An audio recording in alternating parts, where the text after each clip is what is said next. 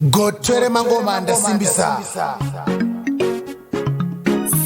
Production. Yes sir, Starliner, properly have sound connected. I tell you Batman, your largest, your winter man. Big up Baba Mutuma, your sack clear production. Tip uramunda tipemberera ita wina match. Pakodi wati no donza tambo ya bakeji mechi vakushita maplayer bati pandini coach vari kumanya nechi mbechere vacha wane coach.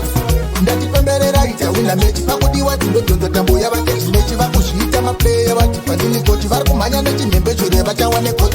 Zanu tunecho kanu wotanga kuplanika. Eza Starliner amwalaina yanga yareba kuwachi kutanga yarara jari safari zvino mujanzi chave kulaina. Gava uye bese vamboko pamanotes proper left sound yakabero pamagets vave kutaurisa vanowanza tumaplati handina kuva navo ndongotikita majasi timu rangu ndatipemberera ita wina mechi pakudiwa dzinodhonza tambo yavakeji mechi vakuzviita maplayer vati pandini kochi vari kumhanya nechimhembechere vachawa negotsi ndatipemberera ita wina mechi pakudiwa dzinodhonza tambo yavakeji mechi vakuzviita maplayer vati pandini kochi vari kumhanya nechimhembechere vachawa negotsi vanotaura zvisefijeni bata Starliner pasisina overteni driver ndati umbo mutengi no bus stop tonomirira kurengi kana tasvika munhu wese kurisesi hatidi vanosara pasa ngaite rivhesi nokuti vanhu wepangundu ndasimbisa uri mudhara vauzotawina mechi hatimbofa takasara timu rangu ndatipemberera ita wina mechi pakudiwa dzinodhonza tambo yavakeji mechi vakuzviita maplayer vati pandini kochi vari kumhanya nechimhembechere vachawa negotsi